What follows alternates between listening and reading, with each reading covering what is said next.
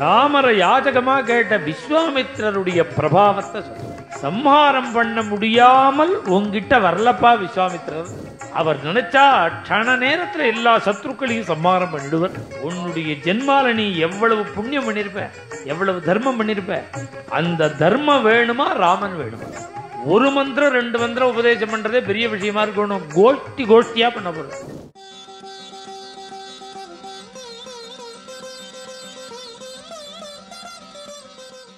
வசிட்டர் எழுந்து என்ன பண்ணார் தெரியுமோ?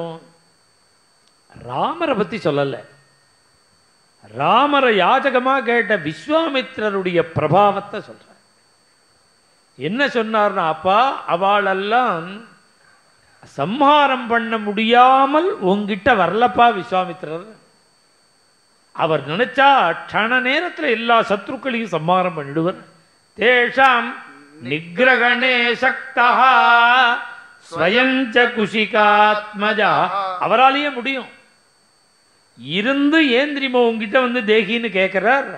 தவ புத்திர ஹிதார்த்தாய, உன் புள்ளைக்கு க்ஷேமத்துக்காக அவர் நிறைய பாக்கியங்களை கொடுக்கணும்னு தீர்மானம் பண்ணிவிட்டார். அதுக்காக தான்ப்பா உன்னை கேட்கிறார். உன் பிள்ளைக்காக கேட்கிறார். அவர் தனக்காக கேட்கல. உன்னுடைய ஜென்மால நீ எவ்வளவு புண்ணியம் பண்ணிருப்ப, எவ்வளவு தர்மம் பண்ணிருப்ப. அந்த தர்மம் வேணுமா, ராமன் வேணுமா? அந்த தர்மம் தான் வேணும்னேனா ராமனை விட்டுடும். ராமன் வேணும்னேனா நீ பொய் சொன்னதுனால தர்ம பலன்லாம் போயிடும். இஷ்டாபூர்த்தவதோ பூயா, அதனால ராமரை விட்டுடும். இந்த புண்ணியம் தாண்டா ராமரையே சௌக்கியமா அழிச்சுன்னு வரும் அப்படின்னு சொல்ல பார்த்தார் தசரத சக்கரவர்த்தி. மனசு தெளிஞ்சு விடுத்தான். ஒரு பயம் இருந்ததோன்னு.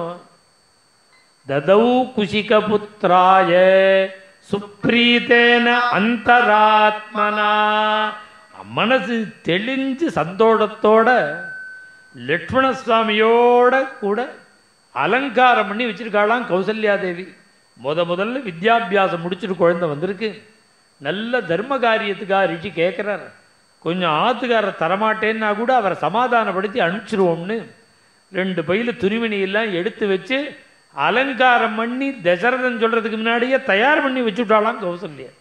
கிருதஸ்வஸ்த்யயனம் மாத்ரா.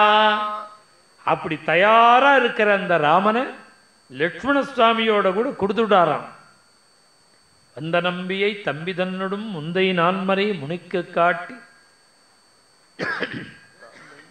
இவள் அழிச்சுன்னு போகணும்னு சொல்ல ரொம்ப சந்தோஷத்தோடு கூட அத்தியர்த்த யோஜனம் கத்வா சரவ்யா தட்சிணே தடே. சரையூ நதிக்கரையில 15 மைல் பேச்சே கொடுக்கலையா அவன். 15 மைல் நடந்து போய் ராமேதி மதுராம் வாணி, ராமான்னு கூப்பிட்டு ஸ்நானம் பண்ணி வச்சு அந்த குழந்தைக்கு விர்காணவத் சசலிலம் மாபூத்கால இவர் மணி ஆயிடுதுங்கிறாரு. மணி ஆயிடுது, சீக்கிரம் ஸ்நானம் பண்ணிட்டு வா. மந்திர கிராமம் கிருகாணத்துவம் வந்த அன்னிக்கே.